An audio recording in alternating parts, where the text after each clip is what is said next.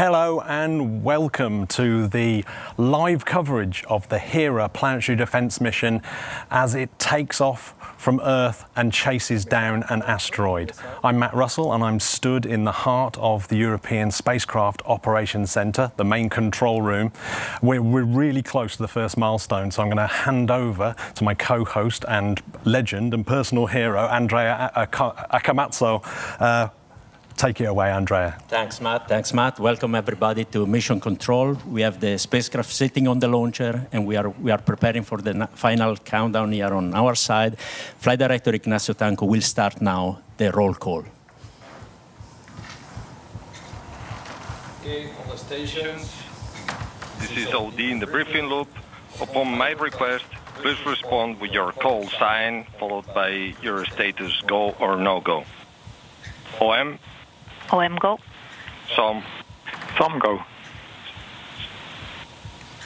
System 1. System 1 go. System 2. System 2 go. System 3. System 3 go. System 4. System 4 go. Flight Dynamics. Flight Dynamics go. Softcore. Softcore go. Software Support. Software Support go. Project Rep. Project Support. Project Support go. S-Track. S-Track go. Scheduling. Scheduling go. Okay, this concludes the roll call for Hera. ESOC is go for launch of the Hera mission. We have just heard Flight Director Ignacio Tanco confirming with all the team leads of his team that ground segment mission control is ready for launch. This is the time where the flight director, acting as an orchestra director, makes sure that all the teams, all his players are ready to go. Each of them knows exactly what to do at any time in the sequence. Now let me check with him. Was it a good roll call? Everybody on the right loop this time, or the usual traditional screw up? No, I think we got everybody on the right channel this time. Good, already we start with a very good sign. All the best. Thank you. Back to you then. Thank you so much, and absolutely thank you so much for allowing me to be in this hollowed hall for roll call. It was absolutely amazing. So this is the main control room. I won't be in here, so I'm going to have to leave. But before we leave, let's have just a quick look at some of the iconic flights that have come from here. Some of my favourites. Let's see if you can spot any of your own. I've got Giotto, Rosetta, Huygens, Venus Express, Juice, Euclid. Right, so I think that's probably about enough. I'm probably going to get kicked out. So I'm going to take you to my studio, which is down the corridor. We're coming from the Spacecraft Operations Centre for the whole day. So it's just down here.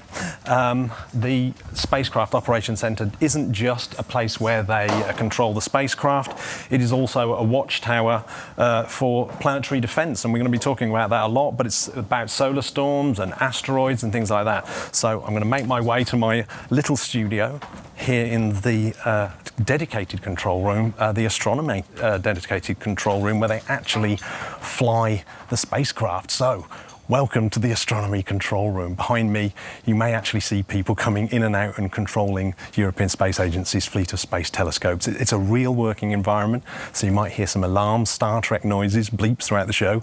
So at various points, we will switch over to the live feed from SpaceX, and there it is. We can see Hera on the Cape, across the ocean. Pretty cloudy there. We're not just broadcasting from inside Mission Control either, right outside the exciting public event happening. We've got live music, activities, space fans of all ages gathering to celebrate this momentous occasion. Throughout the broadcast, we'll be covering some fascinating topics. We've got some amazing special guests joining us every step of the way, including an astronaut who will share their thoughts on space exploration, the incredible value of missions like Hera. Also be getting live updates from Andrea at critical phases during Hera's journey from launch to separation and that really important first signal. So stay with us as we take you through this incredible mission. So joining me now is Professor Alan Fitzsimmons, a key voice in asteroid research and planetary defence. Alan, it's absolutely great to have you on the show. You're going to be coming back, so I'm just going to have a real quick one with you here, where you're going to tell me how on earth did you even start to conceive of the Hera mission? Well, it was 20 years ago that the European Space Agency put together a panel of experts, astronomers like myself and space scientists, to look at how ESA could really provide support to planetary defence. And the mission concept we focused on was a kinetic impactor, where you would use one spacecraft to hit a small asteroid at very high velocity and move it to a different trajectory, and then a second spacecraft would measure exactly the effects, so you could apply that lessons to other asteroids. And now today we have the NASA DART spacecraft, which has already successfully hit Dimorphos, and now we have Hera on the launch pad to go and make those vital measurements.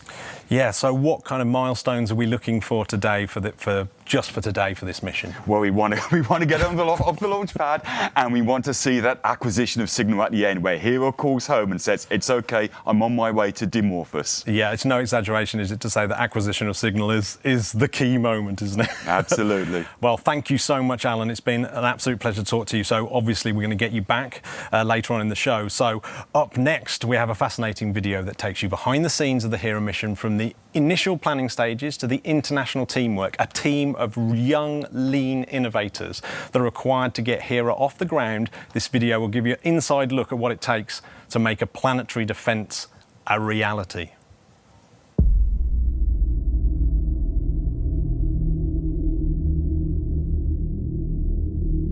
20 years ago, scientists didn't know what asteroids were. Actually, asteroids were not very popular in the science community, so we had very little knowledge about these bodies. There was a very interesting moment in history in 1994 when humankind saw almost live the impact of a comet on a planet called Jupiter. And that's when scientists realized that we could be next.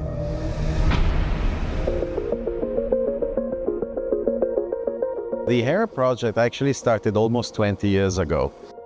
A proposal came from a professor called Milani, who proposed a mission called Don Quixote. And the idea was really to interact with the asteroid and trying to deflect it. So sending a spacecraft at very high velocity to impact it and change its orbit, its trajectory, and then sending a second spacecraft to study the outcome of the impact. So the Hera mission took a long time to get funding and being approved. But once it got approved, we only had 4 years to meet our launch window. And to do that, we really needed to do it in a completely different approach.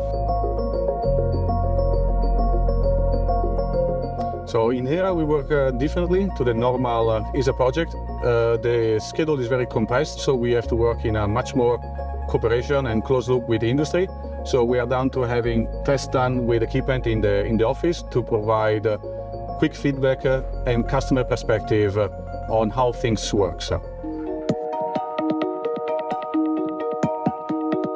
In Hera we are using existing technology as much as possible, but some customization and new development are needed. An example is this radio system that starts from what has been developed for Proba 3 mission, where only 2 satellites are involved. So in Hera, we had to extend it to be able to handle the 3rd satellite, so having multiple links in parallel running, and to cope with much higher distances compared to the Proba 3. In Hera, we have 2 CubeSats and a mothercraft.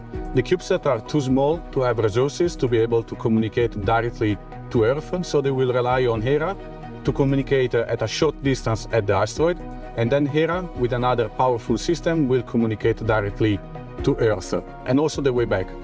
On board Hera, we have 2 CubeSats called Juventus and Milani. The CubeSat size is presented by this model. So you can see that it's quite small. It's, I would say, shoebox size.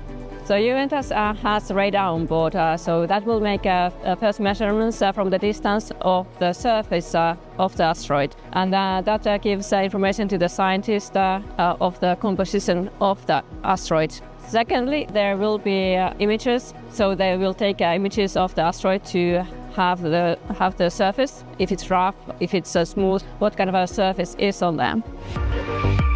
ESA had a very specific knowledge in building fast and reliable spacecraft coming from the technology demonstration program and the program satellites, where ESA has worked hand in hand with industry to develop innovative and small satellites.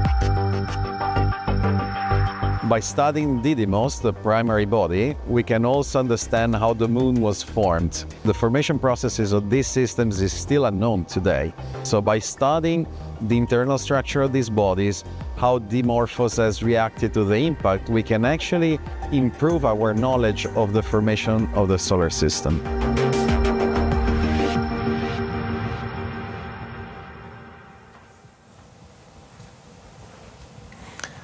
So now joining me is Paolo Martino, lead system engineer for the Hera mission. Welcome to the studio. So Hera's not just going on a journey to space today. The spacecraft has actually been absolutely everywhere, all round everywhere. So are you able to talk us through, I believe we've got a video of what's known as the launch campaign. Yeah, that's correct. As Ian, Haley and Paolo were mentioning, Hera had to be developed at an astonishing high speed, only 4 years to develop a deep space mission. And so we had to take a series of tricks to save time. The spacecraft was built with 2 halves in parallel. This is not common, it's something typically do for telecommunication satellites. Half of it, the propulsion module, was built in Italy at the premises of Avio.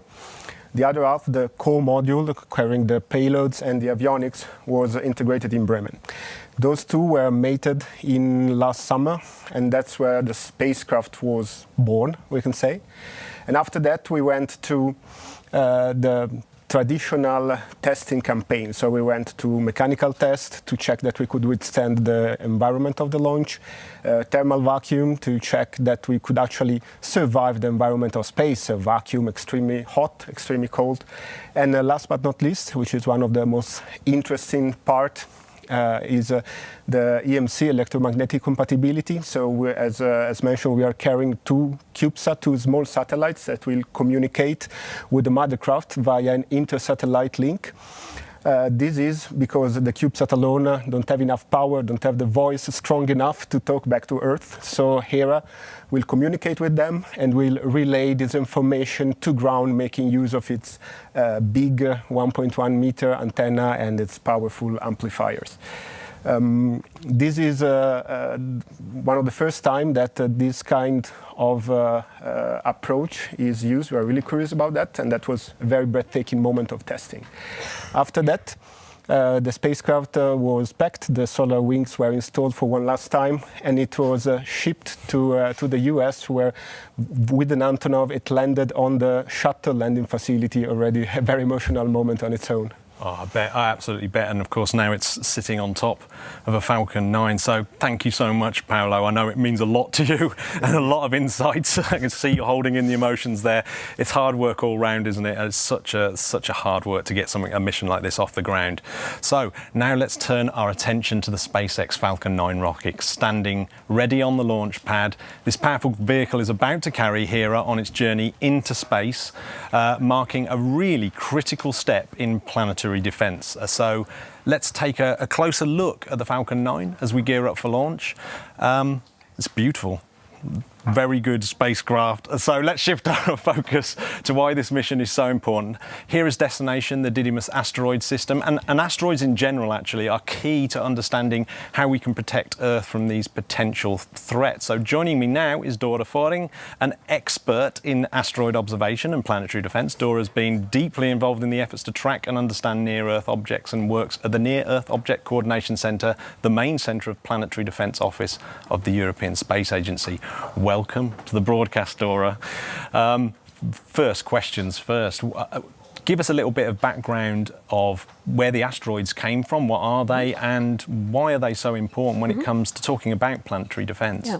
So asteroids are the small rocky fragments that have been left over from the formation of the solar system. So they're made of the same material that the planets are, but they're just the little bits that haven't made it into the planets. We find most of them orbiting between the orbits of Mars and Jupiter, so slightly further out of the solar system. But they're very important to study because there's quite a large number of them that actually come much closer to the Sun and hence the Earth. And these orbits then can occasionally intersect with that of the Earth and in fact hit us. Yeah, so you work for the NEO Coordination Centre. What are the sort of, how do you kind of list your kind of priorities that you have there, the sort of pillars? Okay, so the pillars of the NEO Coordination Centre, the first one that I'm working on is observation. So we're responsible partly for detecting and discovering new NEOs that we haven't seen before, but primarily to follow up objects, so refine their orbits, especially when there's been a new one discovered that we're not really sure of how its orbit actually looks like, to make sure that it's safe and that the orbit doesn't cross that of the Earth. But if there is something that looks like it could be on a collision course with the Earth, to keep refining the orbits and send more positions to the next pillar, which is the orbit determination pillar. So these are mathematicians, and we're constantly calculating and updating the orbits of all the known NEOs. And there's an interplay between the mathematicians and the astronomers, so they can send alerts if they see an object that looks like it's hitting the Earth, and then we can start observing that more rigorously. And then the final pillar is the mitigation, and this is what Hera is part of. So this is, if there is a threat, then what can we do about it? Partly how we communicate the threat without worrying people, but also collaborating with international organizations to launch these fantastic programs like Hera. Yeah, I'm going to have to stop you there, Dora, because thanks so much for those insights. It turns out that SpaceX have opened up their feed earlier, so we're going to go over to the SpaceX feed now, slightly earlier. Great.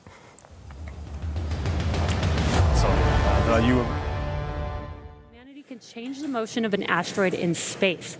DART collided into a small asteroid moonlet called Dimorphos, which orbits around a larger asteroid called Didymos. Spacecraft is on internal power.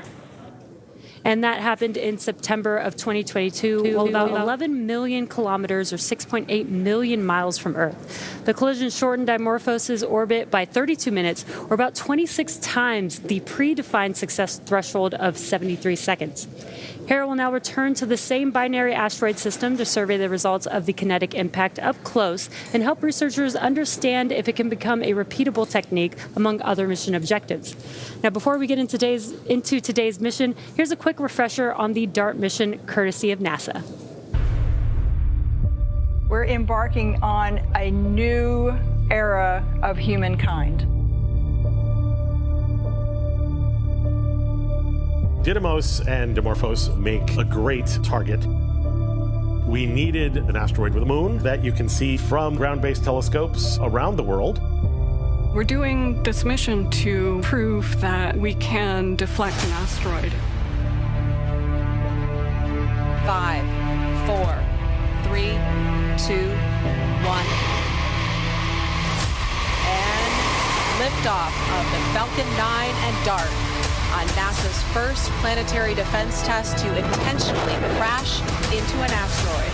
Even if we do everything right, our sensors work well, our spacecraft is doing well, even then, we might still miss.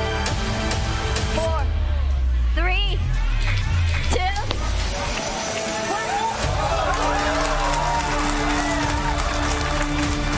For the first time ever, humanity has changed the orbit of a planetary object. NASA confirms that DART successfully changed the targeted asteroid's trajectory. Using the ground-based telescopes around the world to watch the system and see how it's affected by this impact event. This is a watershed moment for planetary defense and a watershed moment for humanity.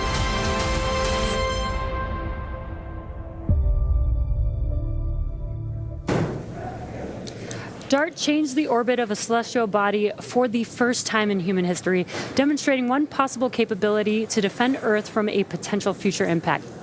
Hera will visit Dimorphos to measure its mass and makeup, as well as its shifted orbit from up close, performing its own crash scene investigation of the asteroid moon. The data gathered will help validate the DART-style deflection technique for operational use in case it's ever needed to help deflect any dangerous asteroids headed for Earth. Hera is the first planetary defense mission for ESA and will be the first mission ever to perform a subsurface radar survey of an asteroid using the smallest radar instrument ever flown in space.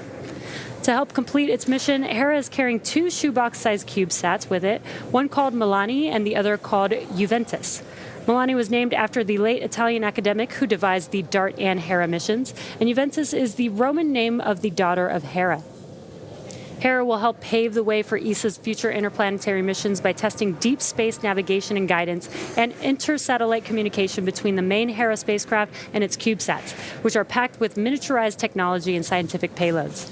The CubeSats will conduct proximity operations in the asteroid's extremely low gravity environment, flying lower and closer than Hera.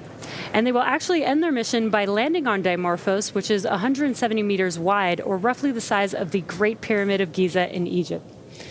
Hera is expected to arrive at Dimorphos in late 2026 to begin its 6-month investigation, delivering researchers on Earth critical data about future asteroid deflection missions and continue to grow our understanding of asteroid geophysics and build our knowledge about the formation and evolution of the solar system.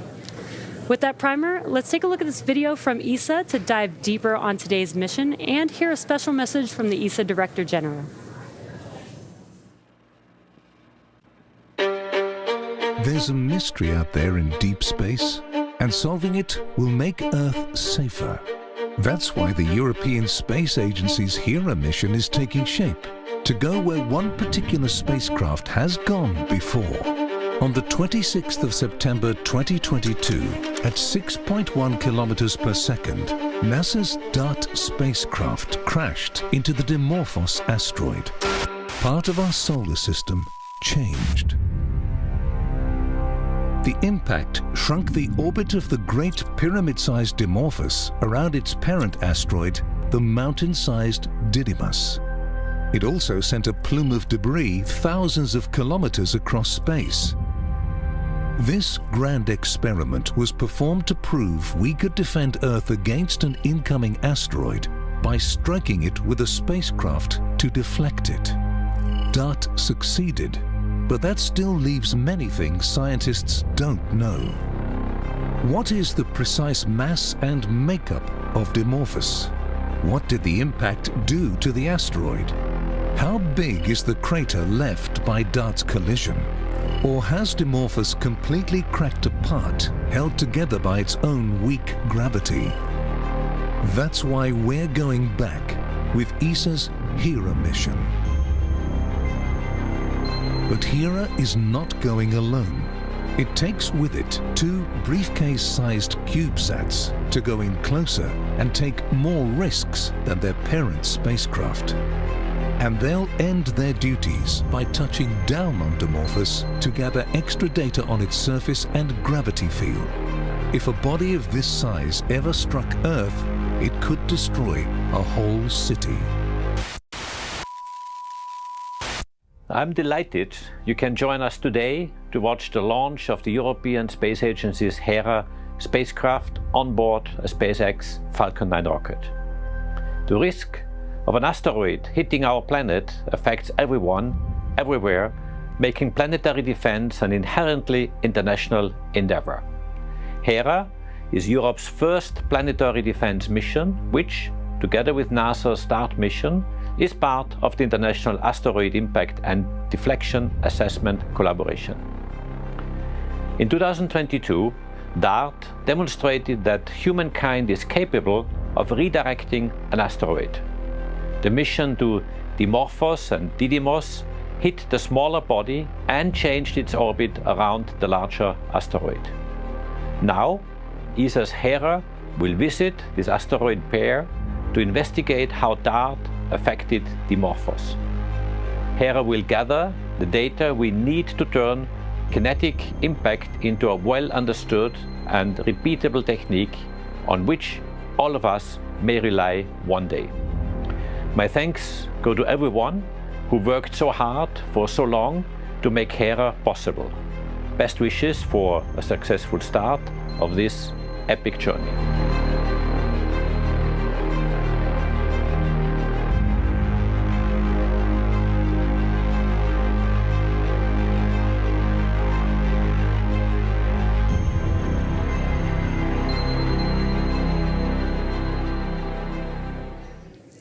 Launching Hera today is Falcon 9, a two-stage rocket developed and manufactured by SpaceX, known for its safe, reliable, and cost-effective access to space. Starting at the top of the vehicle is the payload fairing, a protective shell that encases the payload being sent to space. That fairing will separate and jettison away from the vehicle, exposing the payload once Falcon 9 reaches space. And here you can see on your screen a photo of Hera being encapsulated in that fairing just a few days ago. The fairing halves that we are using today have supported multiple missions, one having flown 12 missions and the other 18. Now, continuing down the vehicle, we have the second stage. The second stage is powered by a single Merlin vacuum engine, or what we call the MVAC engine, which is optimized to perform in the vacuum of space. And below that is the first stage, which contains 8 engines arranged around one center engine held in place by a structure called the octaweb.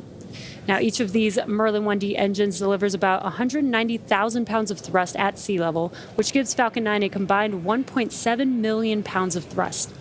The booster supporting today's mission previously launched 22 missions, including Crew 1 and Crew 2, SXM-8, CRS-23, XP, Transporter 4 and 5, Global Star FM-15, ISS Aero C-3, Korea 425, Maxar-1, ASBM, and 10 Starlink missions. Now, due to the additional performance required to deliver today's payload to an interplanetary transfer orbit, this will be the 23rd and final launch for this booster, and recovery is not planned. However, we will be recovering the fairing halves. So with that, let's check in with John I for a status update on today's launch. The launch vehicle and spacecraft are in good health. They're ready for launch as we are just beyond T-minus 9 minutes to liftoff. The Falcon 9 team reported on console at T-minus 2 hours and 15 minutes. They began their final checks of the launch vehicle and ground systems. We did a final checkout of the flight termination system. That was at T-minus 1 hour and 45 minutes. We then had the Falcon 9 team complete their data review of first and second stage propellant checkouts, as well as the avionics team and the guidance, nav, and control team.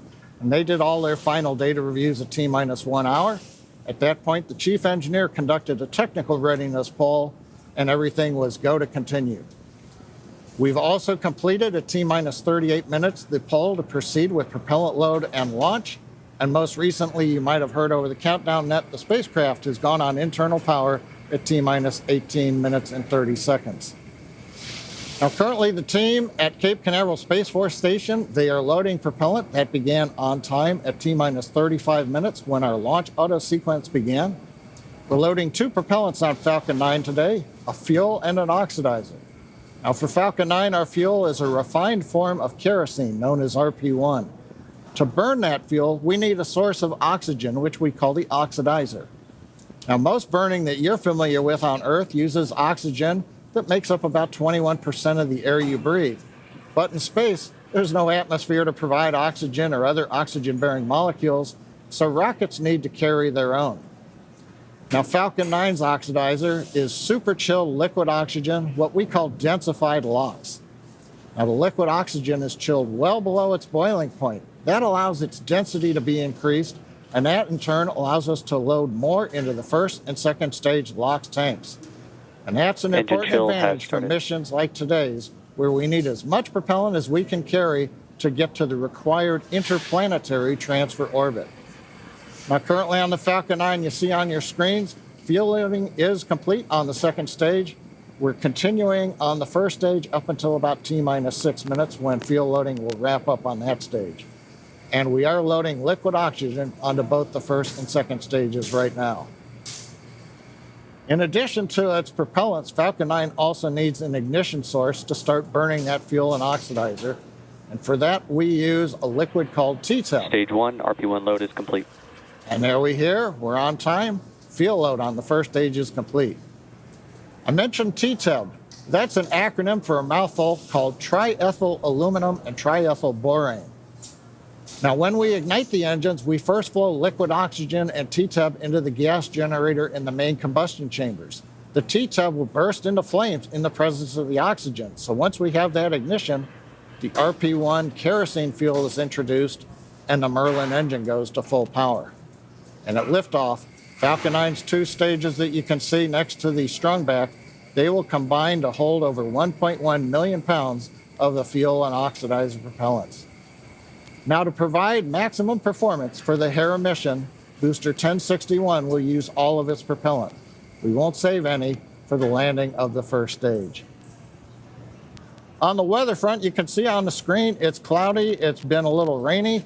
We started the day with a 50% probability of violating launch weather constraints, but the good news is that the weather officer forecasts that we should be go 5 minutes from now. Mostly we've been watching thick clouds, make sure they're not too cold, where you might have triggered lightning. The good news is the clouds are warm. Everything looks just pretty much gloomy, a little rainy. Tanks are pressing with for that, strong back retract. You hear the tanks are pressing. We're getting ready for strong back retract. So inside T-minus 5 minutes, all systems are go for launch from Space Launch Complex 40 in Florida. So Jesse, let's head back and watch the last of the countdown. Thanks, John. It is T-minus 4 minutes and 38 seconds and counting. And as John mentioned, everything continues to look go for liftoff at T0. Now, strong back retract has started. Perfect timing. You heard that call out, that strong back retract has begun. Now what's going to happen here is the clamp arms, which are just below the fairing, are going to open up, and once those are fully open, then that strong back, or what we call the TE, or transporter erector, will begin to retract away from the vehicle. And you can see on your screen that those clamp arms are opening up there. Now, the TE is designed to transport, raise, and support Falcon 9 at the launch pad using umbilicals or flexible lines to route the vehicle's fluids, power, and telemetry from the ground systems to the rocket and the payload until Falcon 9 switches to internal power and clears the pad. And you can see the clamp arms are now fully open, and that strong back, there you can see it on your screen, the TE is now moving slowly away from the vehicle.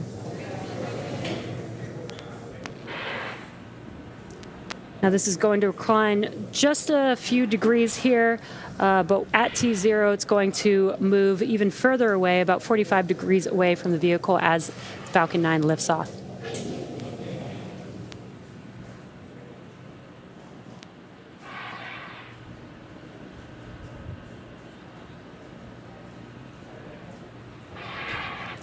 And there you can see that the TE is pretty much fully reclined there on your screen. Coming up on T-minus 3 minutes. Strong back is in the countdown configuration.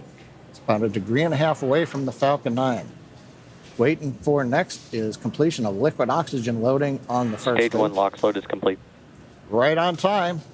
So at this point in the countdown, the first and second stages are nearly fully loaded with the 1.1 million pounds of fuel and liquid oxygen. We have loaded all of the fuel on first and second stage. Liquid oxygen is now complete on the first stage. The last major event will be T-minus 2 minutes when we finish loading liquid oxygen on the second stage. And you can see right there the cold, chilled skin of the second stage is the warm Florida air moving by it. We're seeing the condensation of the moisture in the air. Everything continuing to look good as we come up on T-minus 2 minutes. Stage 2 LOX load is complete. And there's that call out that liquid oxygen loading is now complete on the second stage. Now that means that propellant loading is complete on Falcon 9. And that's over 1.1 million pounds of propellants now loaded on the vehicle. All systems remain go for launch. SpaceX ground computers are now draining propellant out of the lines that go up to the strong back onto the second stage. And there you can see that venting happening there on your screen. Now this creates a white cloud, which is pressure from the ultra-cold liquid oxygen line that's being vented there. Ground gas closeouts. And again, when that cold liquid oxygen gas meets the warmer ambient air there, it creates that condensation that you can see there on your screen. Now, the first and second stage computers on Falcon 9 will execute stored programs to prepare the rocket for flight, leading to the ignition of the M1D engines at T-minus 2 seconds and liftoff at T-minus 0.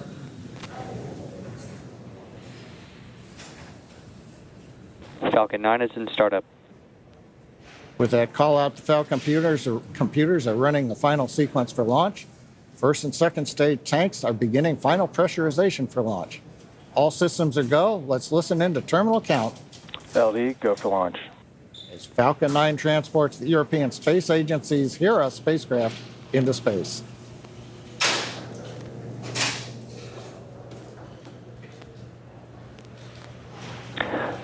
Seconds.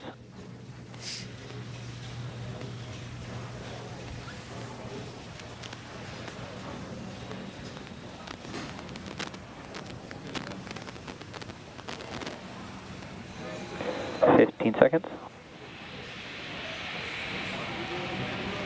T-minus 10, 9, 8, 7, 6, 5, 4, 3, 2, 1. Ignition. Engines full power. And liftoff. Go Hera, go Falcon, go SpaceX.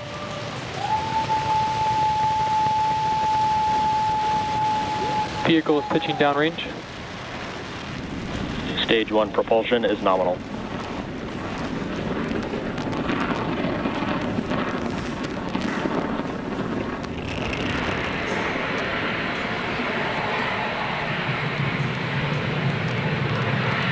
At T plus 30 seconds and counting, Falcon 9 has successfully lifted off from Slick 40.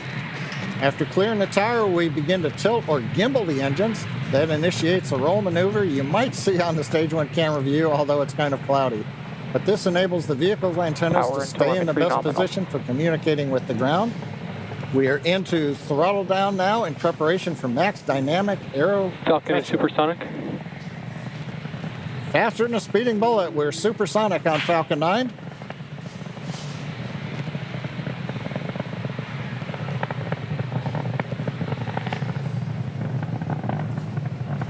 Waiting for the call out from GNC of Max Q. Max Q. Right on time. We're through the period of maximum pressure on the vehicle. The Merlin engines are back at power, and we're out of the throttle bucket. Now, from here on, even though the velocity is rapidly increasing, the atmospheric density is decreasing, and that's resulting on less loads on the Falcon 9. 90 seconds into flight, the rocket typically needs to go 17,500 miles per hour horizontally in order to avoid gravity pulling it back down to Earth and getting into orbit. We've heard the call out for MVAC chill. That's a bleed valve on the second stage engine. That's performing the final chill prior to second stage engine ignition. All's looking good with the first stage trajectory. We're coming up on T plus 2 minutes.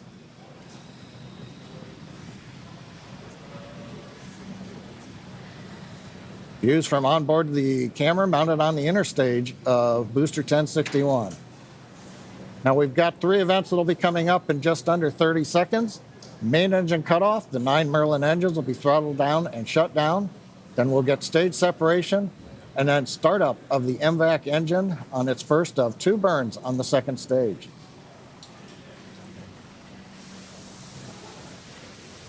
We've begun throttling down the Merlin engines.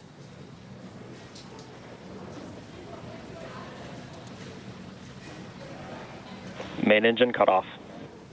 Call for MECO. Stage separation. Successful stage separation. MVAC ignition. MVAC ignition and we're up on power on stage 2. Coming up will be fairing deployment.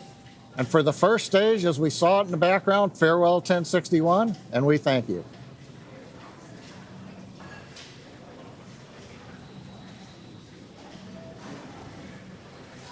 As we continue climbing out of Earth's atmosphere, we're waiting for the right time when we can open up and deploy the fairing. That should be coming up in about 10 seconds.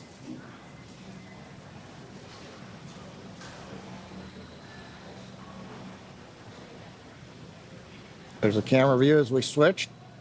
You can see Hera inside the 2 halves of the fairing. Fairing separation. and successful payload fairing separation. As we mentioned earlier, the fairing halves have supported multiple missions. One half has flown 12, now 13 missions, and the other had previously flown 18. And those fairing halves will come back down to Earth. They're guided by cold gas thrusters and then parachutes or parafoils. Falcon is on a nominal trajectory.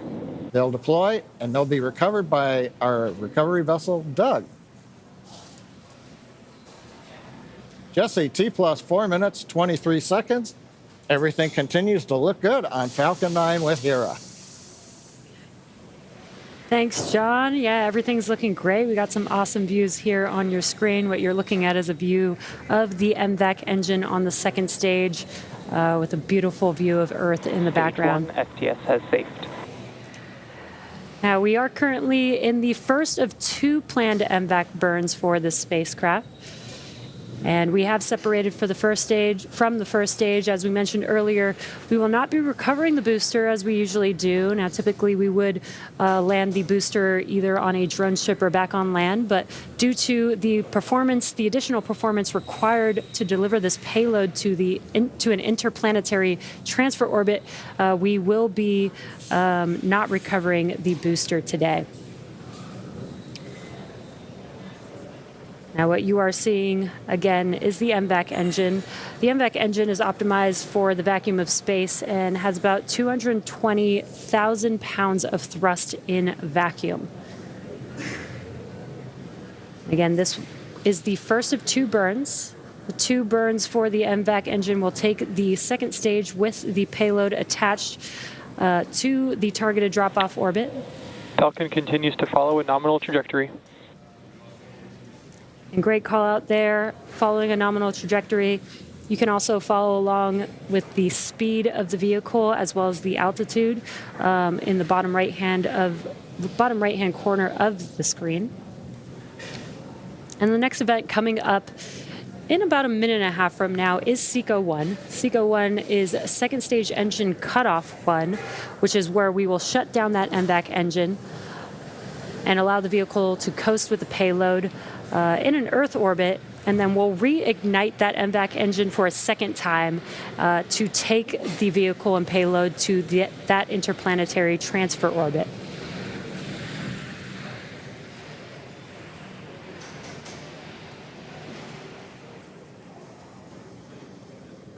Now we're just about a minute away from SECO 1.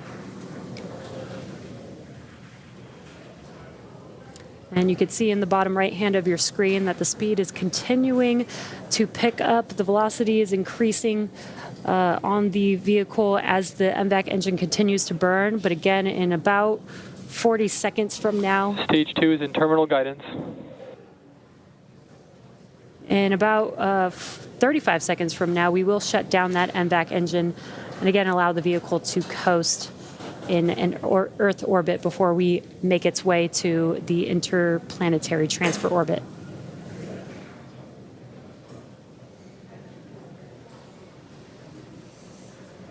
Stage 2, STS has safed. Continuing to get good callouts and some great views here. Again, this is from the second stage looking at the MVAC engine. The Hera payload is still attached. MVAC shut down.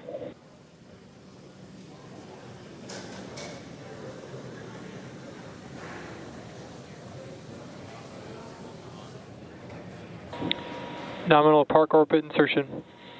And great news. We heard the callouts as well as saw that MVAC engine shut down, and we got a good confirmation of nominal orbital insertion. Now the second stage is now embarking on the first portion of its coast phase. Coasting in this orbit will last about 45 minutes, and we will light that MVAC engine for a second time around T plus 52 minutes. So we're going to take a pause, and we'll see you back here at T plus 52 minutes for SES2.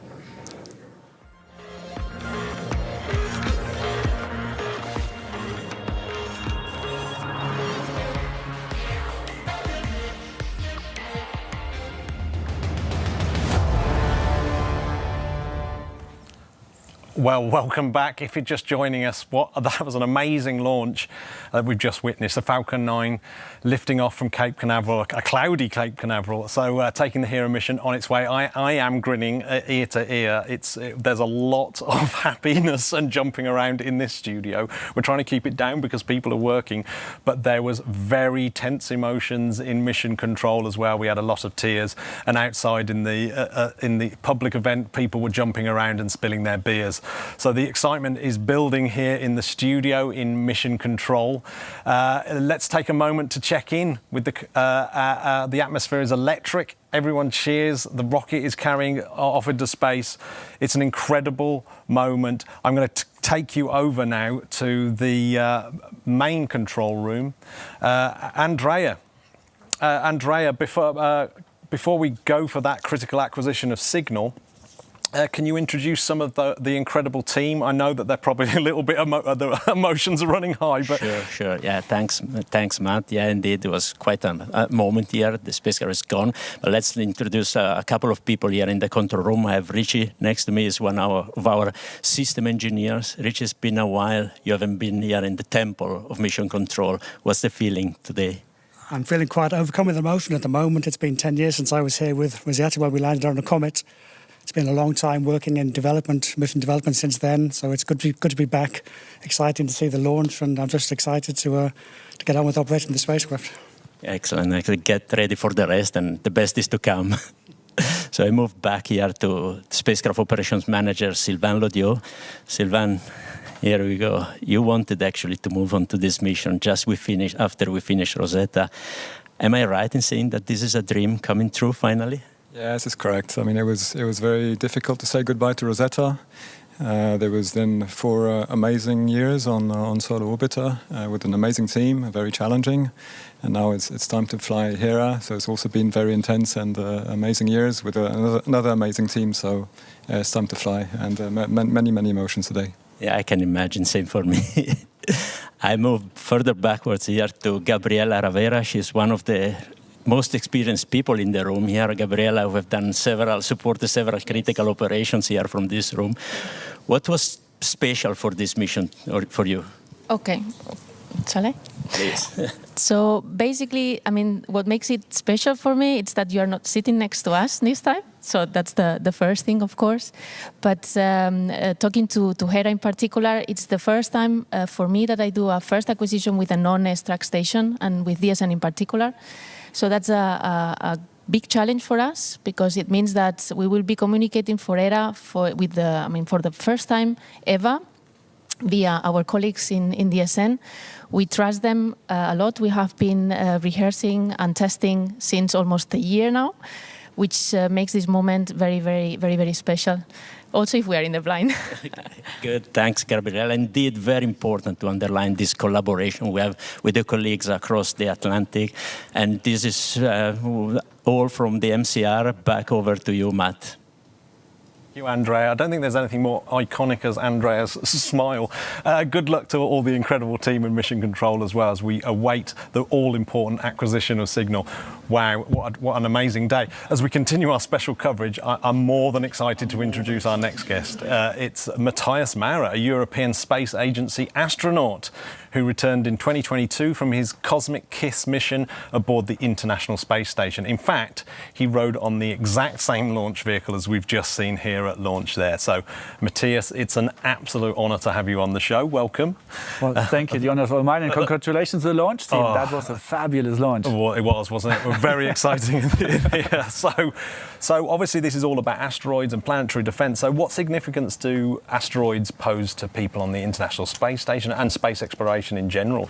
Well, the day the International Space Station would have an encounter with an asteroid would be a really bad day.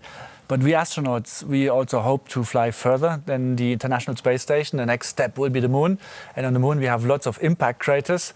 And that's why we all also get training. And we go, for example, to the Nördlinger Ries, which is a massive impact crater here in Germany, where an object the size of 1 kilometer in diameter, so a tiny little bit larger than the object we're flying to right now, hit Earth 15 million years ago and left a massive crater of 25 kilometers in diameter. So this we don't want to see happen again, and that's why we fly this mission.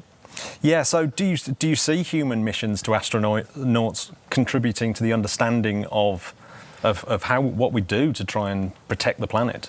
Yes, definitely. So I think a mission like the one that we see today, Hera, that is better done by a robotic mission because it flies out 2 years and there's a lot of radiation that an astronaut would get on such a mission out there. And it's a one-way mission. I don't want to fly a one-way mission. Don't blame you. Yeah. But I believe in the future we will learn so much, and already in 2029 we will have another asteroid flying very close by of planet Earth, so around 40,000 kilometers, so actually much closer than the moon. And this could be in reach of even a human mission if we are ready by that time. But I don't think we will have the technology in 2029. But let's think a little bit beyond the horizon. Such an asteroid may pose a threat to humanity once it impacts, but some of these asteroids actually are very precious. They contain a metal core of maybe even very precious metals, like the asteroid Psyche. And so I could well imagine somewhere in the future we will actually deflect such an asteroid to bring it closer to us so that we can mine it. Yeah, so I mean, obviously it's very, very hard to get out to an asteroid, as we just explained. So would there be a real reason to send a human to do it rather than a robot? Well, I think for the moment being not. So maybe you can send Bruce Willis. He already demonstrated his success in saving planet Earth. Yeah. But maybe in the future we will, I believe step one is we need to learn how to deflect such an asteroid, to deflect, to understand how such asteroids are built up. Just to get the basics ongoing, and maybe in the future we will have other purposes of flying to an asteroid. Yeah, do you have a favourite asteroid? You mentioned Psyche earlier on. Yeah, the Psyche one, it's like, I'm a material scientist, so I think flying to Psyche and getting the precious metal ore out, that could be also another childhood dream. Yeah, it would be amazing. Do you have a favourite asteroid mission?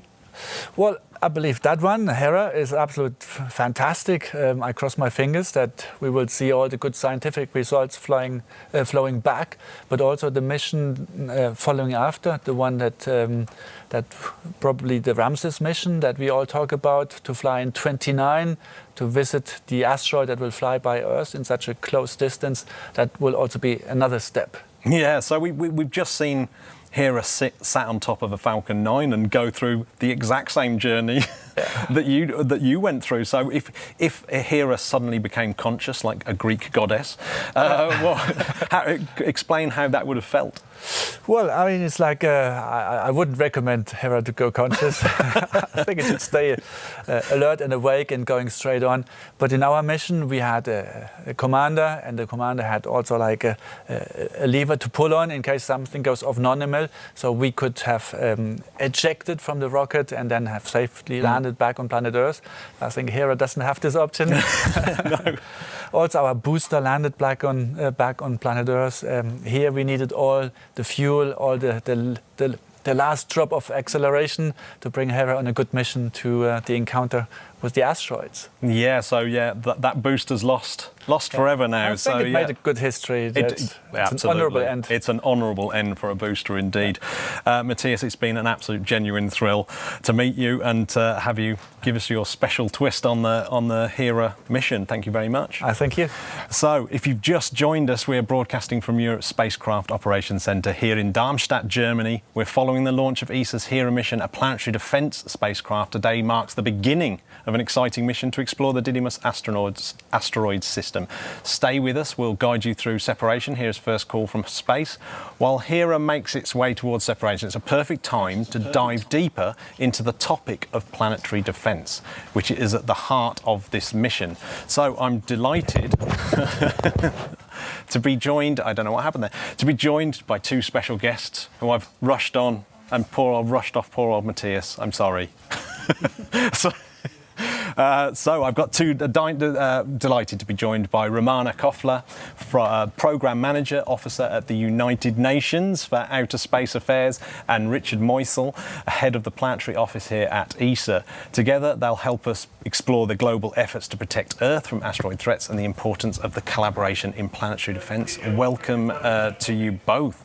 So, Romana, first question to you. Planetary defence is a critical issue when it comes to asteroids especially. What are the main risks that we face from near-Earth objects, and how are these risks evaluated and monitored? First of all, congratulations on the successful Hera launch. We're very happy. Yeah. And of course, planetary defense is important, and so is international collaboration in this regard. And our office, the United Nations Office for Outer Space Affairs, works with member states, space agencies, and of course, European Space Agency is an important partner on strengthening collaboration also against asteroids, so that we are prepared, because an asteroid impact does not concern only one country, it concerns more, it can concern more space agencies, and that's why we need to bring actors together to prepare for successful missions in case there would be an impact threat. Yeah, so obviously this planetary defence requires a really strong international collaboration. So how do you at the United Nations coordinate people like European Space Agency and some of the other space agencies? Yes, well, member states already in the 1990s tasked the Committee on the Peaceful Uses of Outer Space to strengthen collaboration. And based on that, the committee established two global mechanisms. One is the International Asteroid Warning Network, or IOWAN, which is chaired by NASA. And the other one is Space Mission Planning Advisory Group, or SAMEPAGE in short, which is chaired by European Space Agency. And they collaborate. The Iowa network would observes the skies and would inform the office in case there is a credible threat. Yeah, so Richard, European Space Agency plays a key role in planetary defence. How is European Space Agency contributing to protecting the Earth from asteroids, I suppose, potential asteroid threats? As was mentioned earlier, we are one of two agencies in the world which have all in one package, so to speak, a full planetary defense unit. We observe asteroids, we calculate their orbits up to 100 years in advance, and then if we find any threat within the next 100 years, we react to it and support international collaboration to mitigate any efforts. And in such a way we are doing a lot for the planetary defense community in carrying a part of the burden. Yeah, so what are the sort of current projects that ESA's up to, and what are some of the ones that you're building towards? Well, our biggest project so far just spectacularly got launched. But that's not where it stops. On the contrary, that's just the beginning. We have to close a lot of observational gaps, how we call it. The night sky needs to be scanned more often and more thoroughly, so we're building a full survey network of telescopes called the FlyEye network, where we scan the night sky every 2 nights completely. Also, we're launching a mission to the day side of Earth where we're completely blind. For example, Chelyabinsk, we couldn't have seen it coming. We are launching a dedicated space mission to spot things like these and many more. Yeah, that was a great day. Well, where did that come from? Yeah. So one of the most talked about asteroids that we've heard about already is Apophis that's coming round in 2029. What's so special and significant about that asteroid? I mean, Apophis is significant because it's going to approach the Earth at a safe distance, but it's a very unique opportunity because it will be visible across the globe in many places with the naked eye. Actually, I have a model here, my stress ball. So at the United Nations, we're working with member states to declare 2029 as an International Year of Asteroids and Planetary Defense. And we will invite public, schools, universities to collaborate, space agencies, so stay tuned. Wow, yeah. I mean, I like the fact that you should be getting stressed by asteroids approaching, but yours is doing quite the opposite. Exactly. You're taking your responsibilities very seriously, protecting the Earth. So thank you, Romana, for shedding light on the global efforts, and thank you very much, Richard, for sharing European Space Agency's absolutely pivotal role. So thank you both very much. So now let's turn our attention to another key mission that laid the groundwork for Hera, NASA's DART mission.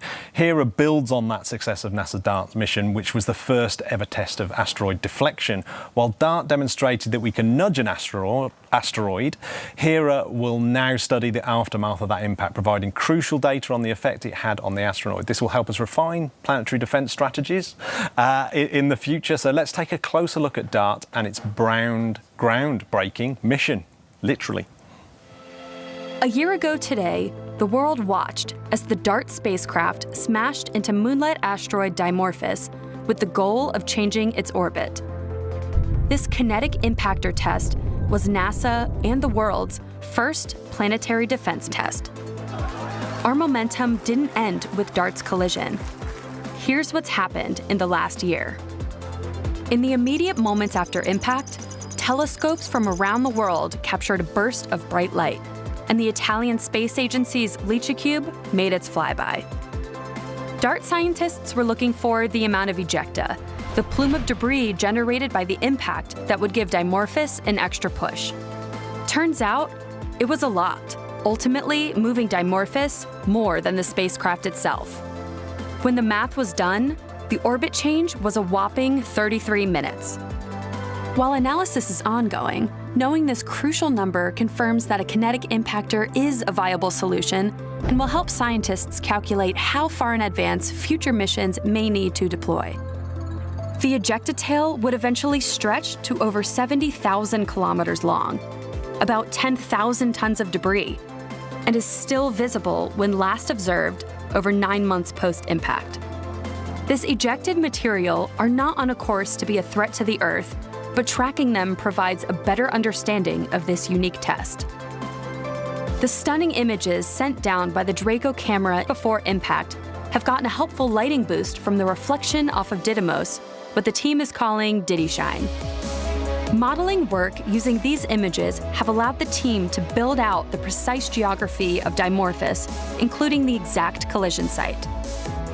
This work will be supplemented in 2024 when the European Space Agency Hera launches. Hera and its CubeSats will arrive in 2026 and land on the asteroid system in 2027 and provide radar imaging that can tell us more about the impact and about Dimorphos itself. The more we know about Dimorphos's specific traits and makeup, the better that scientists can extrapolate how kinetic impactors can affect other asteroids that we may one day discover heading our way. DART was the first ever planetary defense test for the world. The lessons learned in the days and months since impact have put us in a better position than ever before to defend ourselves from potential asteroid collisions.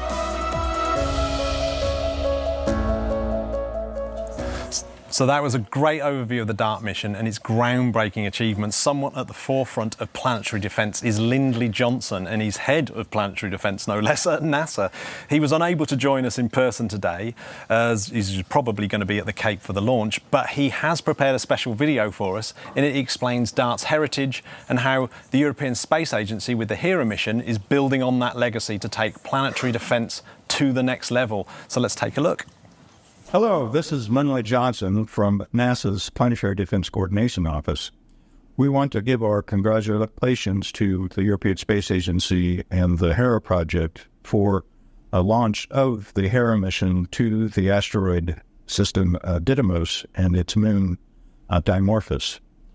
The collaboration that NASA has had with ESA for this effort that we call the Asteroid Impact Deflection Assessment, or AIDA, goes back for over a decade, when discussions were had in the planetary defense conferences and the Near-Earth Object Working Group under the United Nations Committee on Peaceful Uses of Outer Space, of how international space agencies could collaborate together to demonstrate a viable response to an asteroid impact threat should it be discovered.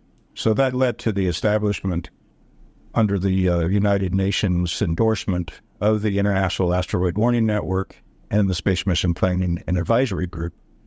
And in parallel, this AIDA collaboration between NASA and ESA for an ongoing demonstration of the kinetic impactor technique to deflect an asteroid in space.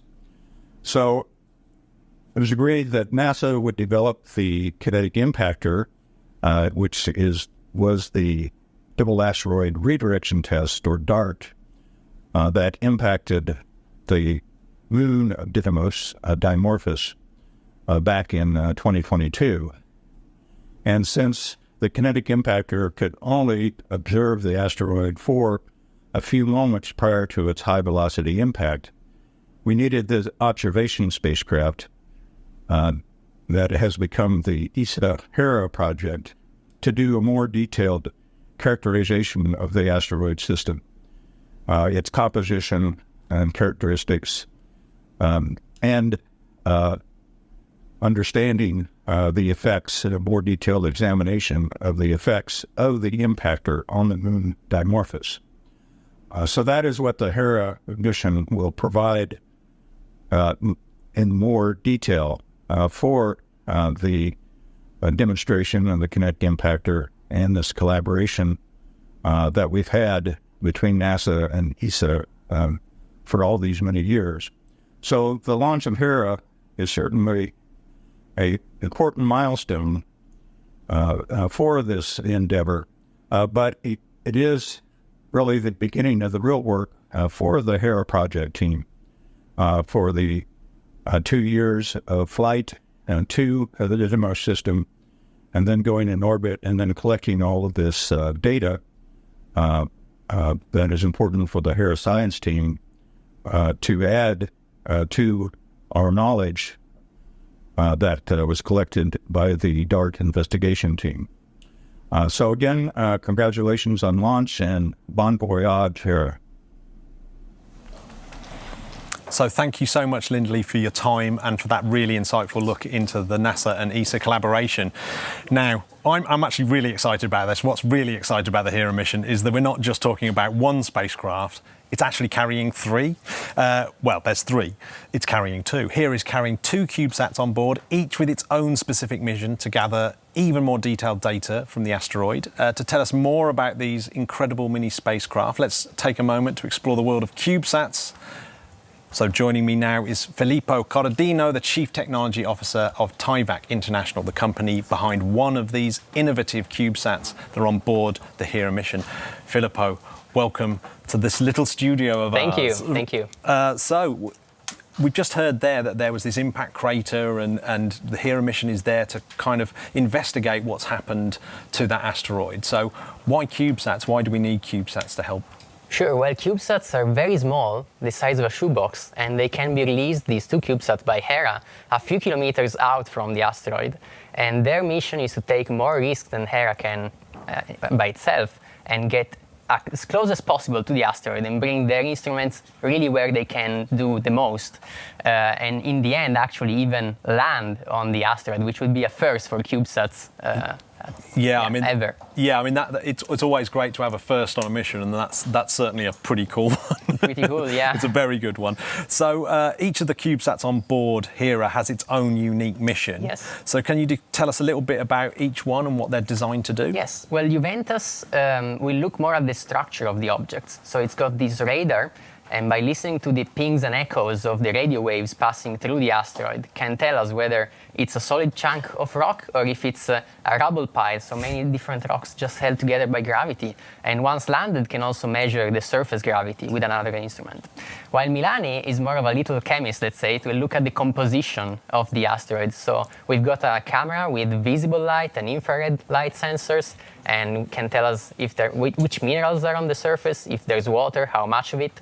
And we also have got a dust detector. We expect after the impact there will be a lot of dust in the environment, and we can measure how much of it is there and what it's composed of. Yeah, so the naming of the CubeSats. So at first glance you might think it's football related with Juventus and Milani. So, but I'm told that that's not the case. No, it's just a coincidence, actually. So Juventus comes from mythology. It's the Roman name of one of the daughters of Hera, the goddess, while Milani is named after Professor Andrea Milani, who was the first astronomer who had this idea of the double mission with the spacecraft to impact on an asteroid to deflect it, and another one to go and run this crime scene investigation, check the aftermath, what's happened, and do the science. Yeah, I mean, I really love the fact that it's Milani. It's such a fitting tribute to the man himself, whose idea that we're really kind of looking at. And I just love the fact that you're using CubeSats. It seems that CubeSats have sort of really opened up that space exploration to many more people and many more institutions. Absolutely, yes. It's very, very nice, very interesting missions. So, yeah. So the mission is full of firsts. So can you tell us, is there any sort of new technologies or groundbreaking technologies that are on these CubeSats? Well, sure. For instance, on Milani, we had to develop a new thruster to move around the system, so a cold gas thruster, which needed to be very tiny because they're small, so they're packed full of equipment, and so we had to develop from another existing one a smaller, more compact raster, and it's got these little tiny jets, very, very tiny jets to move around, and many other innovations, navigation cameras, radios also, the link with the mothercraft, the intersatellite link. It's a new piece of equipment. Yeah, so that was something we saw earlier on.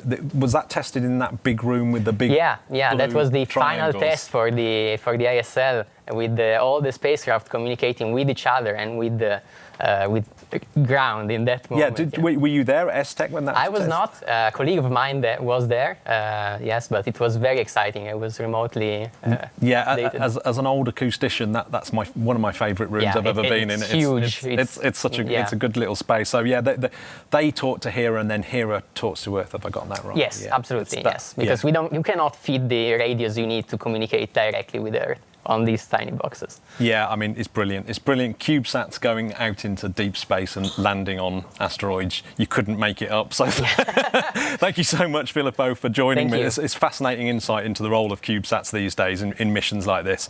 So it's incredible to see how much innovation is packed in. So now just a quick reminder why we're all here today. This is a major moment in planetary defence as ESA's Hera mission builds on the legacy of DART, taking us one step closer to understanding how to protect the Earth from asteroid thefts. We're now checking out the SpaceX feed as the launch vehicle approaches its long coast phase. This is a critical part of the mission, with the vehicle cruising through space before the next major event. The team is closely monitoring everything as we move towards the next phase of Hera's journey. So now we've had a glimpse at the spacecraft progress, it's a great time to look ahead to the future of planetary defence. Here is just really the beginning. The follow-up mission will be Ramses, and that will build on the knowledge that Hera gathers this time round and push the boundaries even further. So I'm really pleased to bring back Paolo Martino, lead system engineer for the Hera mission, who will share more about both Hera and what we can expect from the exciting Ramses mission. So welcome, Paolo, once again. Thank you. How's your emotions? Luckily, I had some minutes to recover because it was really a very emotional moment. I just ran out of tears. That's good. You've run out of tears, right? That's fantastic. So, what do you expect to be Hera's legacy, and how will Ramses build on that legacy? Yeah, in terms of planetary defense, Hera is just the beginning. We just come out of an outstanding fast development. We launched today even one day ahead of schedule, but that's the only way to meet asteroids. They don't wait for you. No. And now the next mission proposed to our member states in terms of planetary defense, the place to be in planetary defense is asteroid Apophis. In 2029, the night of Friday the 13th of April, we'll have a very close encounter with Earth. Actually, we'll be as close as roughly 30,000 kilometers, so we'll be even visible with naked eye from all Europe in that night. And it's so close that the gravity of the Earth is expected to have a strong effect on the asteroid. So on top of changing its orbit, will also change its rotation and possibly create material movings or landslides, earthquakes, really something unprecedented for an asteroid. It's really a great occasion to further improve our knowledge of these potentially dangerous objects.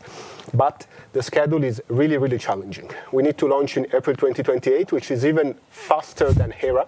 This is why we are working on this mission called the Ramses, Rapid Apophis Mission for Space Safety, which builds on the legacy of Hera and gets even more fast, even faster, even more streamlined in order to basically be adapted to the different mission profile and manage to encounter the asteroid slight before its encounter with Earth and accompany it to this incredible moment. So you've got your Hera team, and we've seen how much work, when you showed us the launch campaign, how much work to put that together, and of course the culmination of launch today, which is why you're very emotional. And you've been working late as well on the Ramses project. So how when you tell the team, we've got this new project and we've got to work even faster and harder, how does that go down? The team is incredibly passionate and motivated. We all are. We really look forward to start prepare this new adventure and hopefully get the blessing at the end of next year. Most likely our families will not be as happy and motivated as we are, but I take the chance to thank all of them for their understanding. Yeah, I mean, well, after all, you may be actually saving the planet. It's a good excuse. It's better than the excuse I have. So what have been really the major challenges with Hera and Ramses? Is it a sort of, there's no size fits all, that every time you build one of these spacecraft you've got to do something different? That's correct. As a key also for future fast reconnaissance asteroid missions, which will be fundamental in the future for planetary defense to be able to assess threats. It's really not possible to have a one-size-fits-all, because asteroids are in very different places, very far away from the sun. Some can be closer. So you cannot really have an optimum design for everything. And every time you need to do some fine-tuning for the exact trajectory of that specific asteroid. Ramses is intended to be also a demonstration of how fast we can actually be in building an asteroid scout, a reconnaissance mission that in the future might help us to assess a potential threat and define whether it is actually a threat and we need to do something, or we can be more relaxed and just enjoy the show. Yeah. Well, talking of enjoying the show, I'm going to let you go now, Paolo, because I know you want to kind of decompress, I'm sure, and take in the brilliance of this. So thank you so much, Paolo. So we have some time, I think, now to go over and see what's happening on the SpaceX feed. Of course, one of the hardest parts of this mission is designing how a spacecraft will actually get to its destination. One of the critical elements that's needed to be considered is the launch window, which we've actually hit today, the first launch window, and we've got it. A precise and narrow opportunity for the spacecraft to embark on its journey. Timing is everything. So joining me now is Pablo Munoz, a flight dynamic engineer, a key figure actually in the Hera mission, and one of the experts guiding its critical launch operations. Pablo, it's really great to have you here. So was there something really difficult about the Hera launch window? What was special about it? Mm-hmm. So the very short answer would be Mars, but we can go step by step with the trajectory. So we launch when the Earth is at its closest point with the orbit of the asteroid, and about a few weeks later we perform the first deep space maneuver that targets an encounter with Mars. So we are very fortunate that for this launch window we have Mars at the right location at the right time, so that we can exploit its gravity to give us a kick and changing the spacecraft trajectory, and thus bringing huge fuel savings on the mission. So I think we've got on the screen behind us the actual orbital maneuvers. So this animation is for the trajectory the planned trajectory we will be flying as of today. Mm-hmm. Here we're going to encounter Mars, which, by the way, will also take the opportunity to fly by one of its moons, Deimos. As said, the passing close by Mars gives us a gravitational kick. Then we perform another maneuver in deep space, which targets the encounter with the Didymos asteroid system. And then we start the rendezvous phase, in which we perform a sequence of braking maneuvers. As we approach the asteroid, we align the velocity of the spacecraft to one of the asteroids so that we can start the proximity operations. Yeah, so if we'd missed today's launch window, you'd actually planned another one, which is completely different. So I think we can probably look at that one as well. So yeah, this would be on the right side. So we have a backup trajectory for 2026. Now we know happily we don't need it. Had we had to use it, it would have two main drawbacks. One is that Mars would be at the wrong location, so we couldn't use its gravity. So this means we would have to spend much more fuel on the spacecraft side.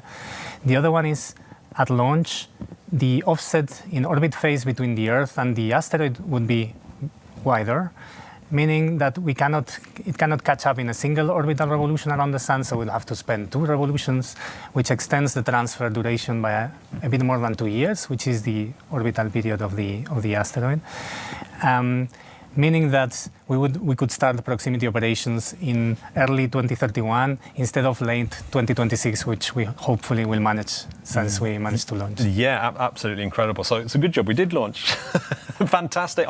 I mean, it always amazes me the trajectories. I don't even know where you start or how you do it. Particularly, oh yeah, we'll just take in one of Mars's moons as well. Job done. So thank you so much, Pablo, for joining me. That's a great explanation.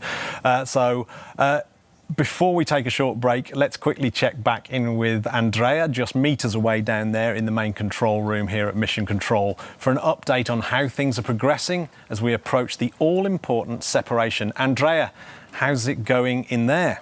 Yeah, the mood is very high here. Actually, this fascinating launch, liftoff time is just great for the team. The team are taking the last chance to have a sort of break, relax a bit.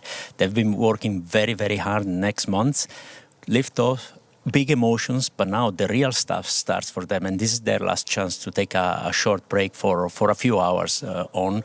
The tough part for mission controllers starts now in a few minutes, and this is what they're doing right now. But what is very good is the mood is very high, fully motivated, fully on the ball, and ready to go for the first signal from the spacecraft.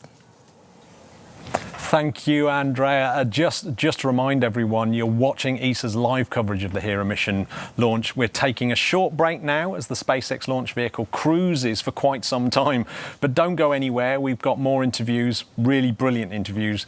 And we've obviously got the really important part, the spacecraft separation. Hopefully we'll get some amazing shots of that. And of course, the all-important acquisition of signal coming up after the break. In the meantime, enjoy some fantastic and informative Hera cartoons, then the SpaceX feed right before second engine burn. So stay tuned. We'll be right back at about 6 p.m. CEST, or just about 1 hour after launch. So we'll see you then.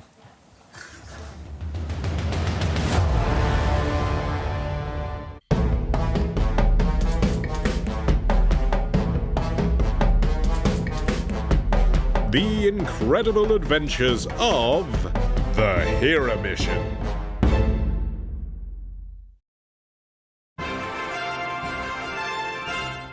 Asteroid on collision course with Earth. Imagine the headlines. It may sound like science fiction, but to date we've discovered more than 20,000 asteroids whose orbits bring them dangerously close to Earth. It's a hazard the dinosaurs were powerless to stop. With all the advanced science and technology in our hands, could we do better? Planetary defense requires planetary cooperation. Meet the Hera mission, led by the European Space Agency, set to rendezvous with a binary asteroid system in 2026. Didymos is orbited by a smaller asteroid, Dimorphos. This pair poses us no risk, but our experiments with them will be key to keeping Earth safe. Dimorphos is a small asteroid, yet a rock of its size could devastate a small country or large metropolitan area.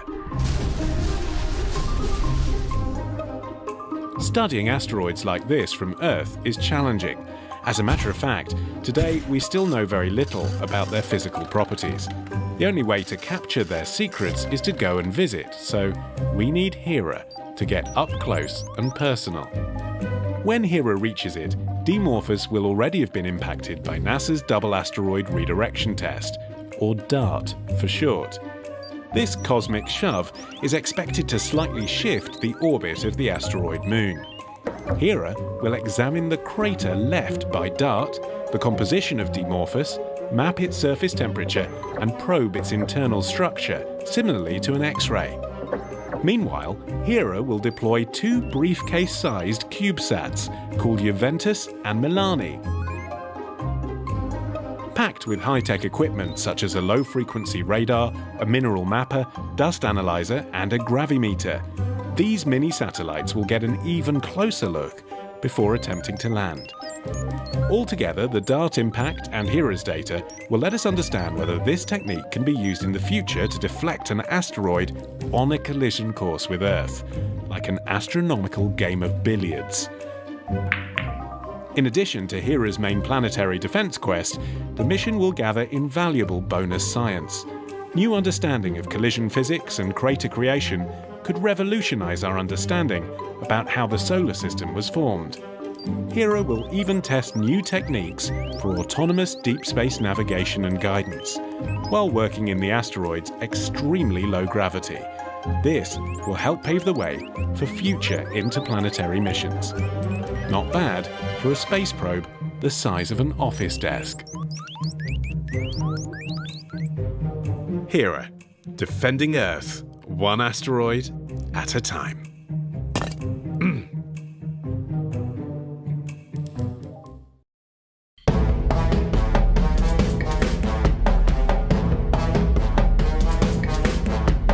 The incredible adventures of the Hera mission. In 1609, Italian astronomer Galileo Galilei became the first person to use a new invention, the telescope, to look at the moon. He was astounded to find strange circular features. Great minds of the time thought they could be volcanoes, glaciers, or even coral. Fast forward to the 20th century, and scientists had discovered many of these craters throughout our solar system, and even on Earth. They realized the craters must have been formed by explosive impacts. Space rocks smashing into moons and planets.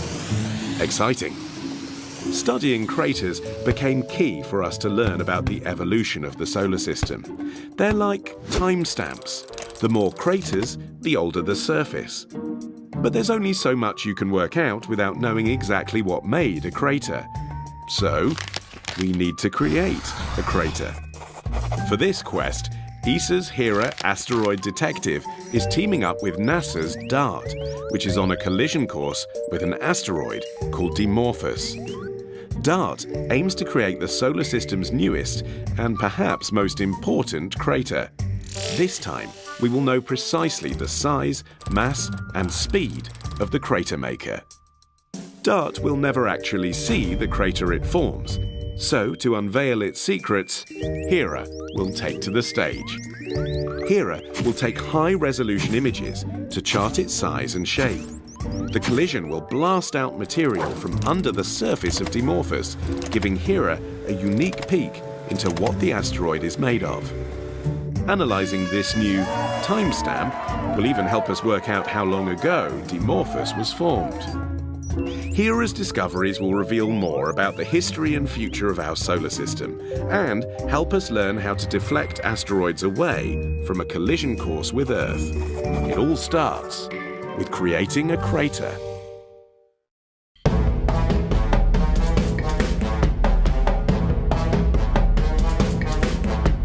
The incredible adventures of the Hera mission. Imagine you're going on a 2-year journey with no map, and once you arrive, you must conduct cutting-edge science using only what you have in your bag.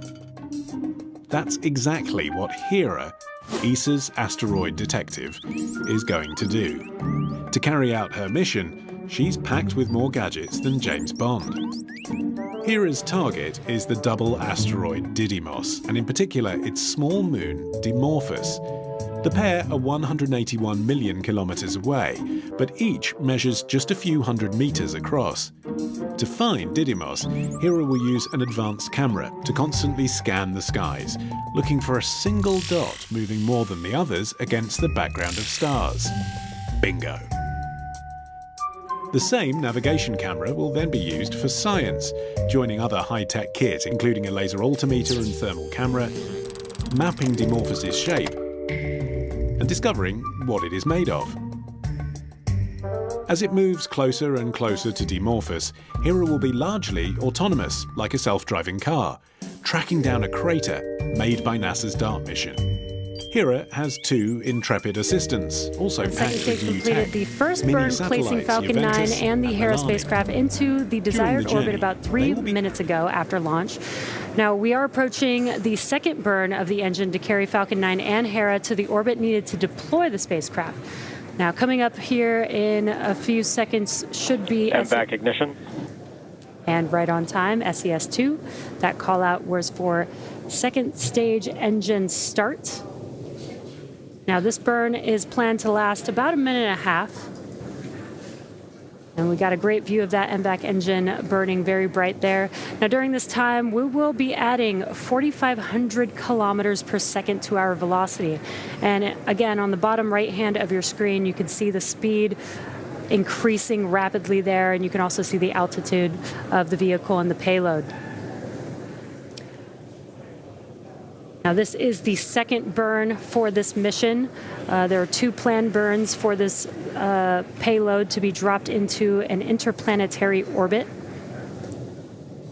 So that first burn took us into an Earth orbit, and now this second burn that's currently happening right now is taking the vehicle and the payload to that interplanetary orbit where the Hera spacecraft will be deployed.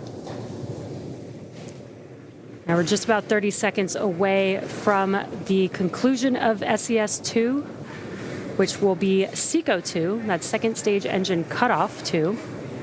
And then we will shut down that MVAC engine, allow the vehicle to coast for a little bit prior to the deployment of the payload. Now SECO-2 is coming up here in just a few seconds.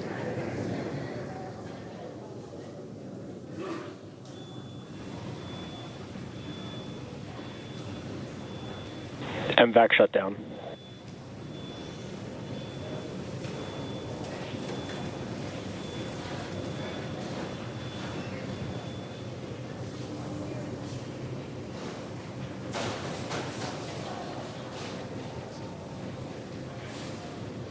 We did have SECO-2, just waiting for confirmation of a good orbit.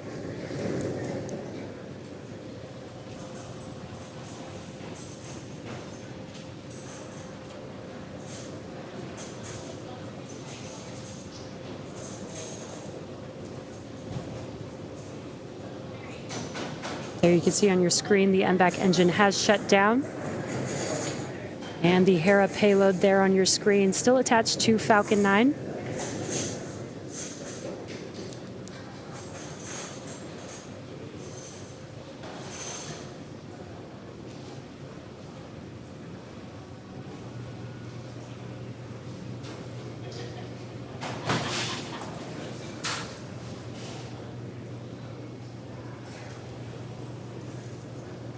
If you're just now joining us, we did have 2 completed burns for that MVAC engine. Just about a minute ago, we had SECO-2 where that second stage engine did cut off, and you can see that there, no longer firing. And we do still have the Hera payload still attached to Falcon 9.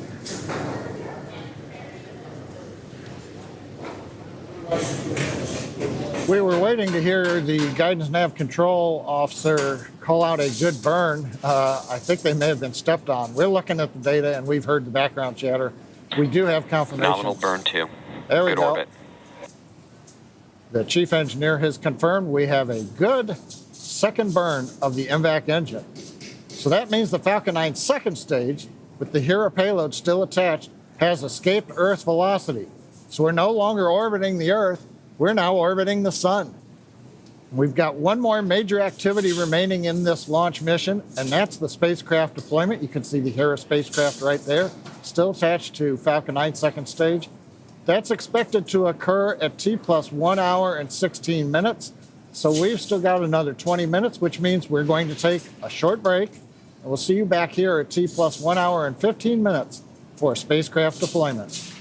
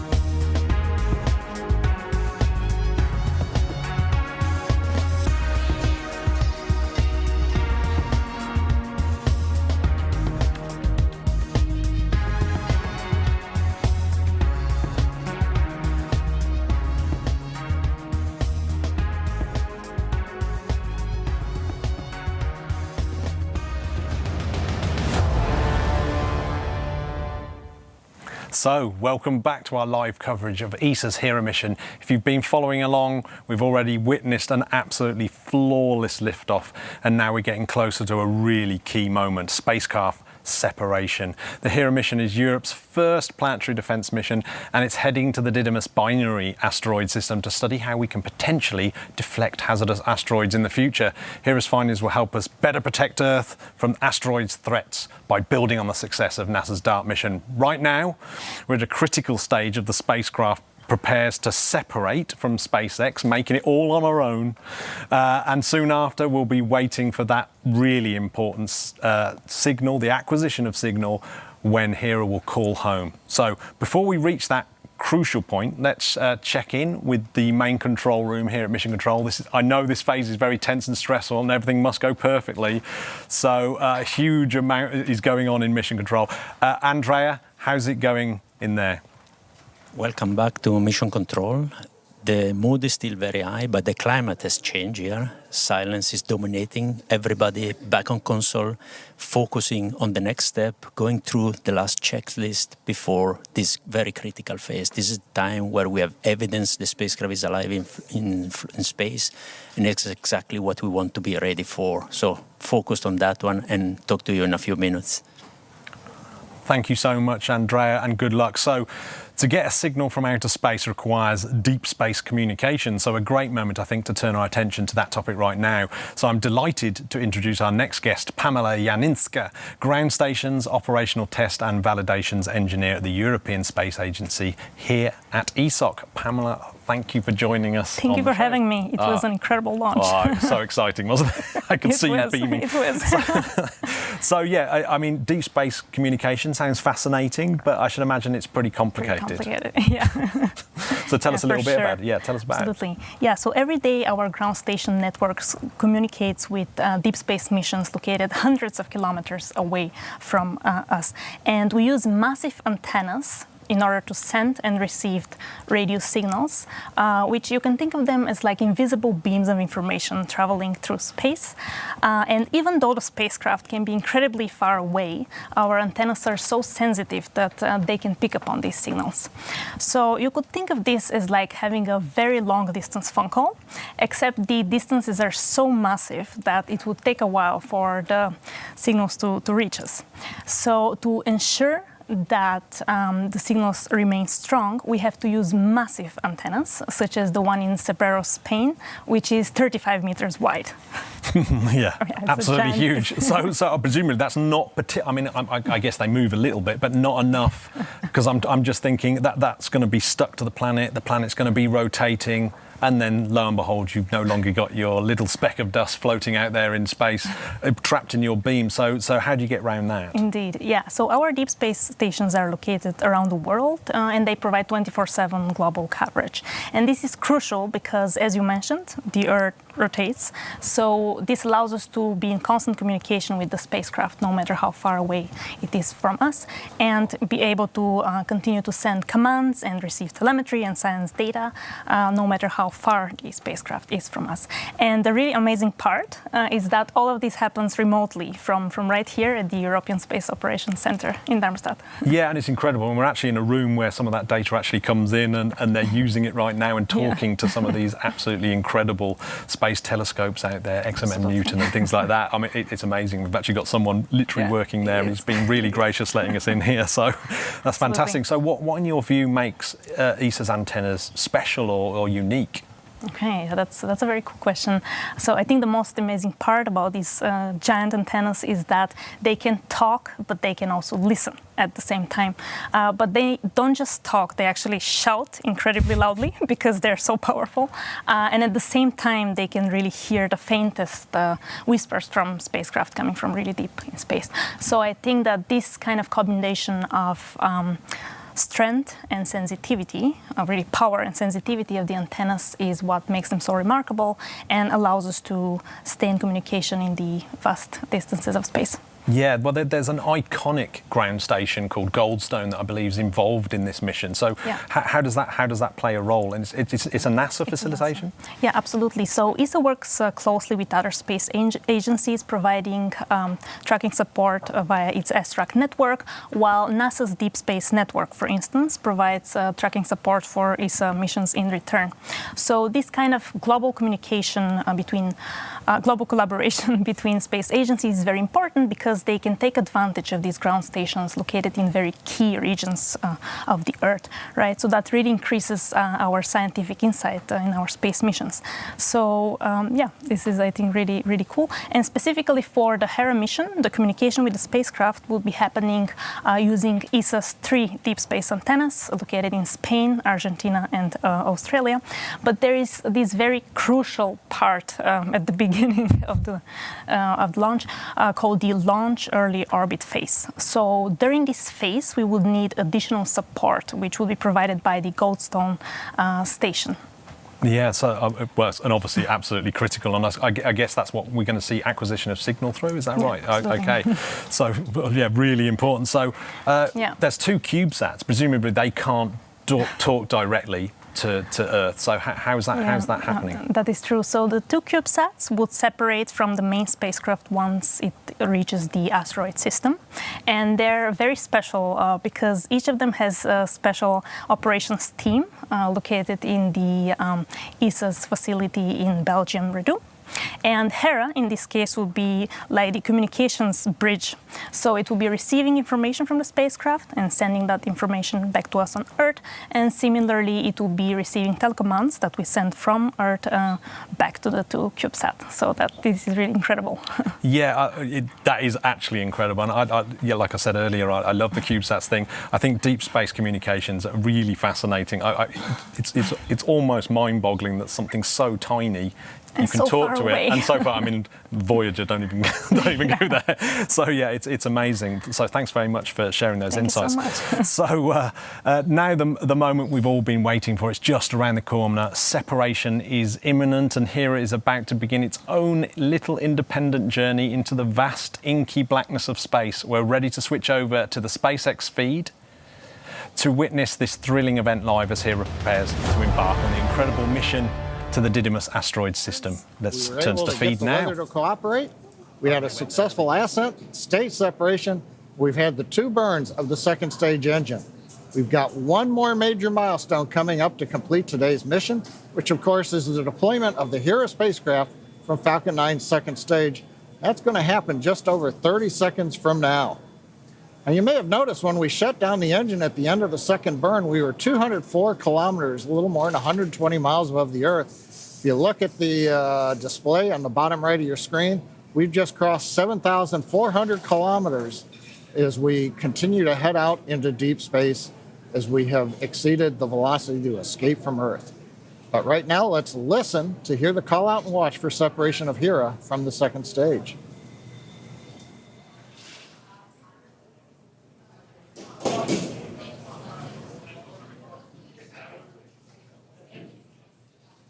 Hera separation confirmed.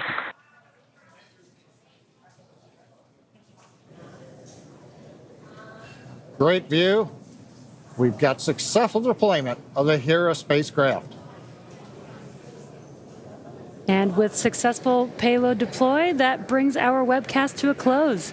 Today's mission marks SpaceX's 389th overall mission to date and 94th mission of this year. Thank you to the European Space Agency for entrusting us with today's mission, as well as the range for their support. For continuing coverage of the mission, check out @ESA on X. And for continued updates on all of our missions, follow @SpaceX on X and SpaceX.com/launches. Thank you to all of our viewers for joining us this morning, and we'll see you again soon.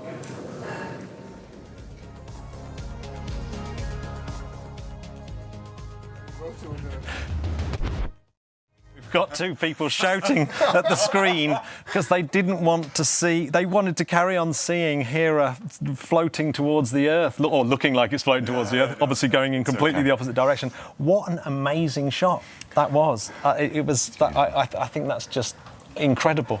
Guys, you must be stoked. I can't stay with you too long because I've got to get over to Andrea. Yes. We're now moving towards acquisition of signal, which is when the spacecraft establishes communication with mission control for the first time. So let's check in with Andrea in mission control. Andrea, is it okay for you to talk to us through what's happening as the team prepares for this crucial update? Yeah, welcome back once more from my side. The most nerve-wracking phase of the launch sequence has started here in mission control. And I would keep silent from now onwards because the colleagues have to focus on what they have to do. Oh, no.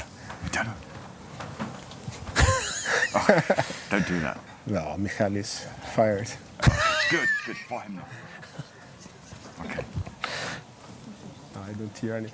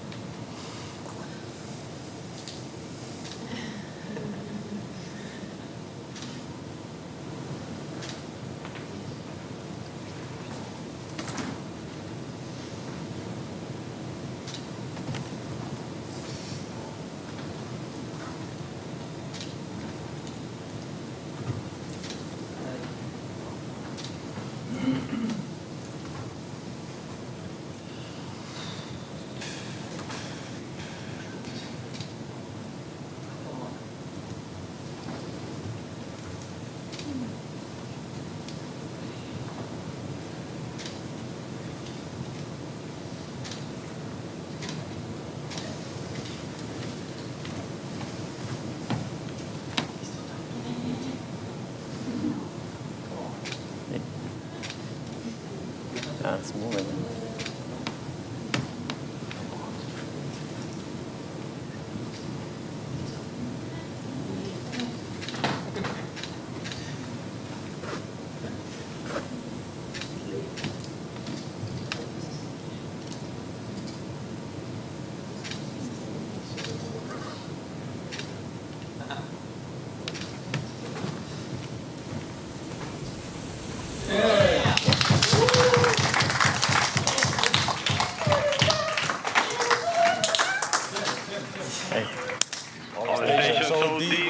Acquisition of signal over Goldstone. We have just heard the flight director Ignacio Tanco confirming successful signal acquisition. This is the best news of the day. And then I let the team go through their checks now.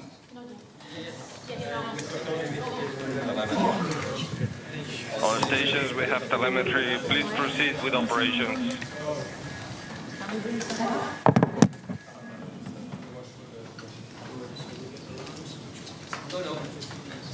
Stand by for my go. We have low rates on all axes.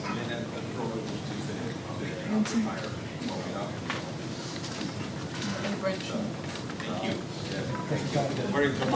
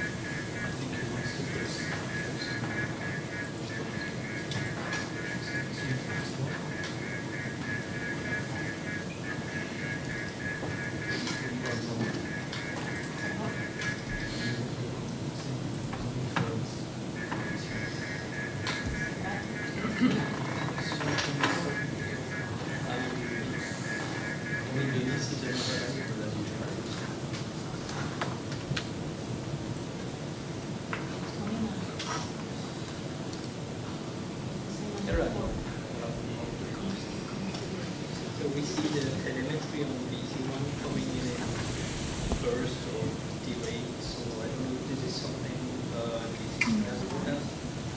Or can you specify whether you see missing C1s or just delayed ones?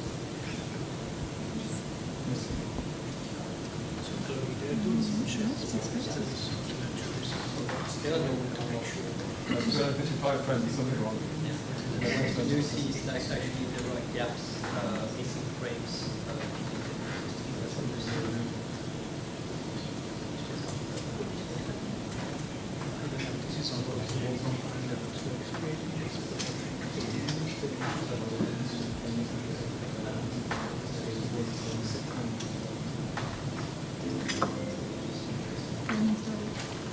SMD.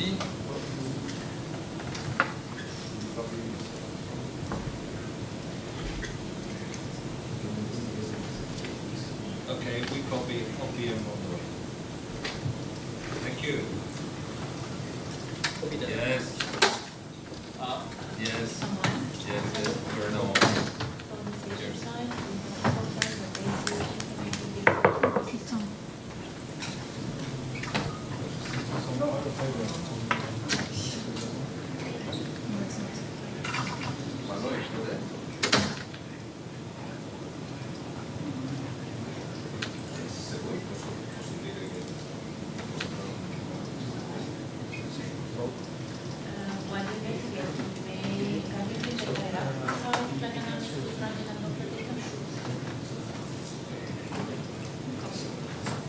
On the system one, I see rather inconsistent readings on the solar cells. I see only one with good voltage, say 1, 2, 3, 2. The other station, so beyond the briefing loop, we confirm acquisition of signal. We are now asserting control over the spacecraft, and mission operations is ready to start operations of the Hera mission.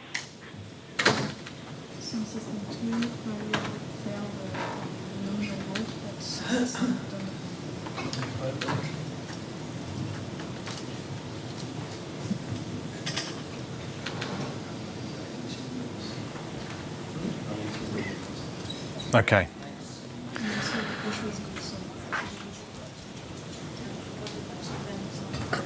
So what an incredible day. It's just what we've witnessed, the successful launch of the Hera mission, seen the spacecraft separating an absolutely beautiful view. We've seen that amazing moment, acquisition of the signal. What an exciting journey. It's the start of something really amazing. So you two, you've been right from the beginning. How are you feeling? You go first. Yeah, me go first.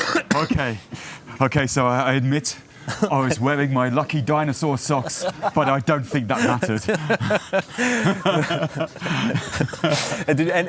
Any superstitious things that you've done today, or in previous things?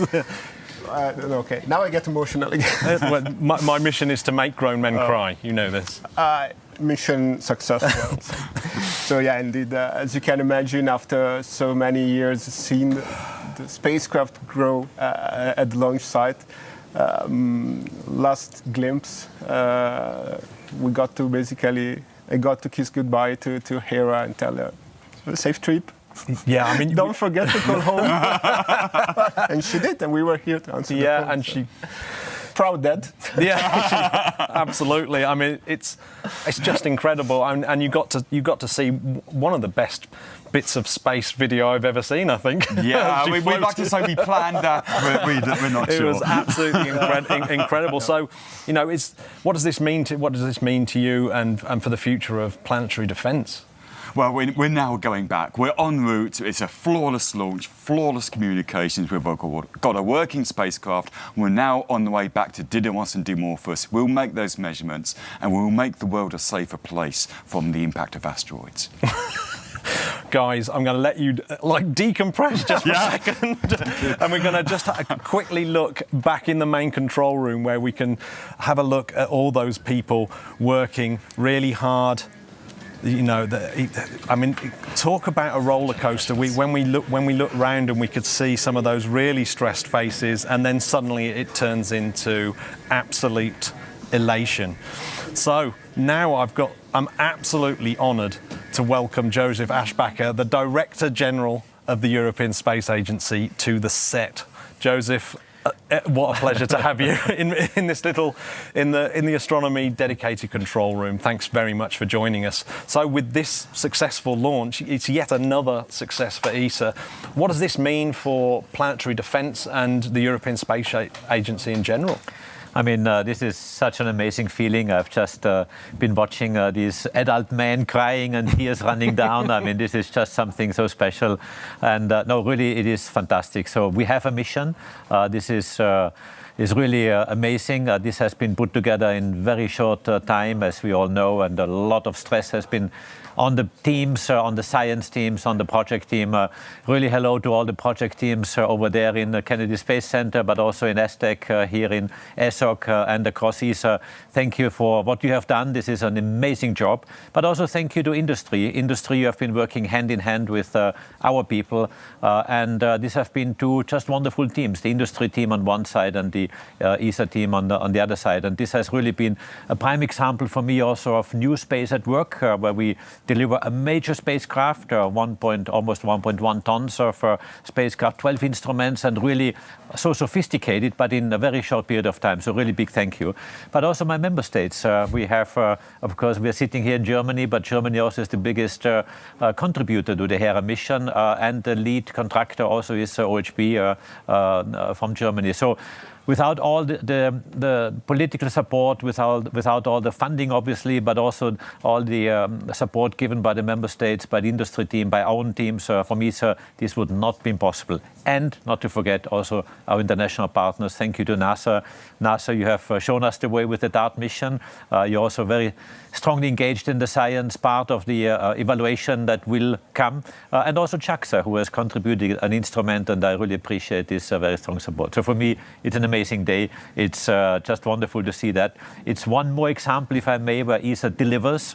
We have been actually quite a few successes this year, from Ariane 6 to Earth Care and Galileo and Sentinel missions and Vega firing, which we just had, the last Vega mission, and more to come. So yes, this is ESA at its best. We deliver success for Europe. In this case, we deliver success for humankind, because this mission is part of planetary defense, and this is our contribution of ESA to humanity to help us in the future protect our planet.